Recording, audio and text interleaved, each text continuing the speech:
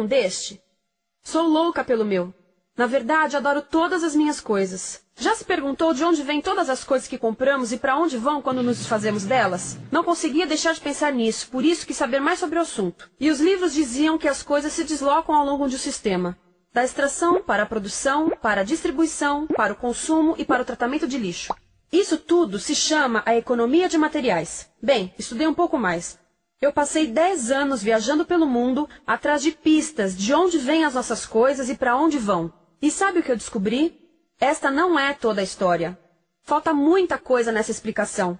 Em primeiro lugar, neste sistema parece que está tudo bem, sem problemas. Mas, na verdade, é um sistema em crise, porque trata-se de um sistema linear. E nós vivemos num planeta finito. E não se pode gerir um sistema linear num planeta finito, indefinidamente. Em todas as suas etapas, este sistema interage com o mundo real. A vida real não acontece numa página em branco.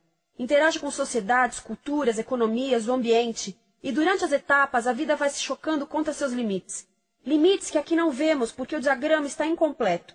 Então, voltemos atrás para preencher alguns espaços e ver o que falta. Uma das coisas mais importantes em falta são as pessoas. Sim, pessoas. As pessoas vivem e trabalham em todas as etapas desse sistema, onde algumas são um pouco mais importantes que outras. Algumas têm maior poder de decisão. Quem são elas? Comecemos pelo governo. Meus amigos dizem que eu devia usar um tanque para simbolizar o governo. E isso é uma realidade em muitos países, e cada vez mais também no nosso. Afinal, mais de 50% dos nossos impostos vão para os militares. Mas vou usar uma pessoa para simbolizar o governo, porque acredito nos valores e na visão de que o governo deve ser das pessoas, pelas pessoas, para as pessoas. A função do governo é olhar por nós, cuidar de nós. Esse é o seu trabalho. Depois vem as corporações. O que leva as corporações a parecerem maiores que o governo é porque elas são maiores que o governo. Atualmente, entre as 100 maiores economias da Terra, 51 são corporações.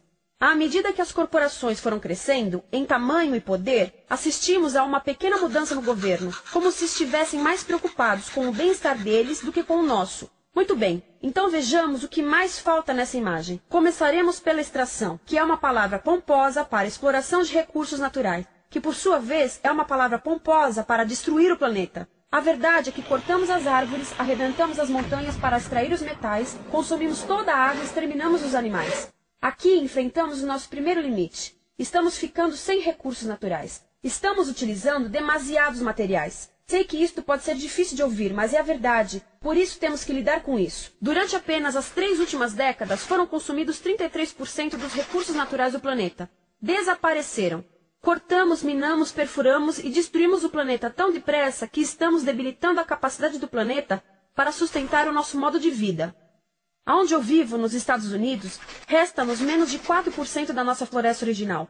40% dos cursos de água estão impróprios para o consumo. E o nosso problema não é apenas estarmos utilizando demasiados recursos, mas o fato de estarmos utilizando mais do que a nossa parte. Temos 5% da população mundial, mas usamos 30% dos recursos mundiais. Se todos consumissem ao ritmo dos Estados Unidos, precisaríamos de 3 a 5 planetas. E sabem uma coisa? Só temos um. Então, a resposta do meu país a essa limitação é simplesmente ir tomar dos outros. Este é o terceiro mundo, que alguém dirá tratar-se apenas de uma expressão para designar o local para onde foram as nossas matérias-primas. E o que é que acontece? A mesma coisa, destruição do local. 75% das zonas de pesca do planeta estão sendo exploradas ao máximo ou além da sua capacidade. Desapareceram 80% das florestas originais do planeta. Só na Amazônia perdemos 2.000 árvores por minuto, o equivalente a um campo de futebol por minuto. Então, e as pessoas que vivem aqui? Bem, de acordo com esses sujeitos, eles não são donos desses recursos. Mesmo que vivam lá há gerações. Não são donos dos meios de produção, nem compram muitas coisas. Nesse sistema, quem não possui nem compra muitas coisas não tem valor. A seguir, as matérias-primas seguem para a produção, aonde utilizamos energia para misturar químicos tóxicos com recursos naturais para produzir produtos contaminados com tóxicos. Há atualmente no comércio mais de 100.000 químicos sintéticos. Apenas um punhado foi testado para avaliar o seu impacto na saúde, e nenhum foi testado em relação aos impactos sinérgicos na saúde, ou seja, a interação com todos os outros químicos aos quais estamos expostos diariamente. Por isso, desconhecemos o impacto total deles na saúde e no ambiente. Mas sabemos uma coisa: os tóxicos entram e saem. Enquanto continuarmos a introduzi-los nos nossos sistemas de produção industrial, continuaremos a inserir esses tóxicos nos produtos que levamos para nossas casas, trabalho e escolas, e claro, para nossos corpos. Como os BFRs, ou retardantes de incêndio à base de brometo, que tornam as coisas mais resistentes ao fogo, mas são super tóxicos. São neurotóxicos, ou seja, tóxicos para o cérebro. O que é que estamos fazendo usando esses químicos? Apesar disso, os usamos em nossos computadores, eletrodomésticos, sofás, colchões e até alguns travesseiros. Sim, pegamos nossos travesseiros, os revestimos com neurotoxinas, levamos para casa e dormimos por 8 horas com eles. Não sei, mas acho que num país com tanto potencial, poderíamos ter uma maneira melhor de evitar que as cabeças peguem fogo à noite. Sabia que essas toxinas vão se acumulando ao longo da cadeia alimentar e se concentram nos nossos corpos? Sabe qual é o alimento do topo da cadeia alimentar com o nível mais elevado de químicos tóxicos? O leite materno. Isto significa que os menores membros das nossas sociedades, os nossos bebês, recebem as maiores doses de químicos tóxicos das suas vidas a partir do leite das suas mães. Não acha que é uma incrível violação? A amamentação deveria ser o mais importante ato humano de nutrição. Deveria ser algo sagrado e seguro. A amamentação continua a ser o melhor e as mães devem amamentar, mas nós deveríamos proteger esse ato. Eles deviam protegê-lo. Eu pensava que zelavam pelos nossos interesses. As pessoas que mais sofrem com esses produtos químicos são os trabalhadores das fábricas. Muitos são mulheres em idade reprodutiva que trabalham com toxinas que afetam a gestação, carcinogênicos e muito mais. Agora eu pergunto, que tipo de mulher em idade reprodutiva trabalharia num emprego deste, exposta a estas toxinas, a não ser uma mulher sem outra alternativa?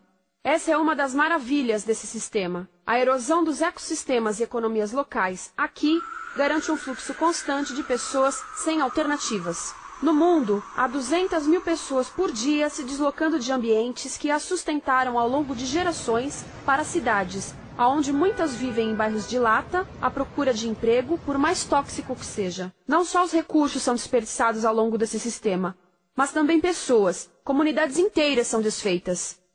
Sim, as toxinas entram e saem. Muitas delas saem das fábricas em produtos, e muitas mais saem como subprodutos, ou poluição. E estamos falando de muita poluição. Nos Estados Unidos, as indústrias admitem liberar mais de 1.800.000 quilos de químicos tóxicos por ano.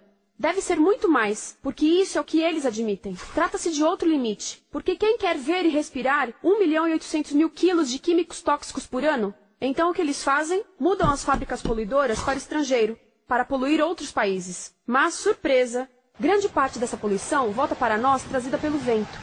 E o que acontece depois de todos os recursos naturais serem transformados em produtos? Passam por aqui, para a distribuição, o que significa vender todo o lixo contaminado com toxinas o mais rápido possível. Aqui, o objetivo é manter os preços baixos, com as pessoas comprando os produtos em constante movimento. Como eles mantêm os preços baixos? Pagam salários baixos aos trabalhadores das lojas e restringem o acesso aos seguros de saúde sempre que podem. Tudo se resume em exteriorizar os custos. O verdadeiro custo da produção não se reflete no preço. Em outras palavras, não pagamos aquilo que compramos. Outro dia estive pensando nisto. Ia a caminho do trabalho e queria ouvir as notícias. Por isso entrei numa loja para comprar um rádio. Encontrei um pequeno rádio verde engraçado que custava $4,99. Na fila do caixa pensei, como $4,99 podem refletir o custo da produção e transporte desse rádio até ele chegar nas minhas mãos? O metal deve ter sido extraído na África do Sul. O petróleo provavelmente do Iraque. O plástico produzido na China e talvez montado por uma criança de 15 anos numa fábrica do México. $4,99 não paga nem o aluguel do espaço ocupado na prateleira, nem parte do salário do empregado que me atendeu, ou as viagens de navio e caminhão que o rádio fez. Foi assim que eu percebi que eu não paguei o valor do rádio. Então, quem pagou? Estas pessoas pagaram com a perda do espaço dos seus recursos naturais. Estas pagaram com a perda do ar puro, com o aumento de doenças como asma e câncer. As crianças do Congo pagaram com o seu futuro, pois 30% delas abandonam a escola para trabalhar nas minas de coltan, um metal que usamos em aparelhos eletrônicos baratos e descartáveis. Estas pessoas pagaram por não ter direito ao seguro de saúde. Ao longo desse sistema, pessoas contribuíram para que eu comprasse o rádio por $4,99. Mas essas contribuições não são registradas por nenhum contabilista. É isto que eu quero dizer com exteriorizar o verdadeiro custo de produção. E isso nos leva à seta dourada do consumo.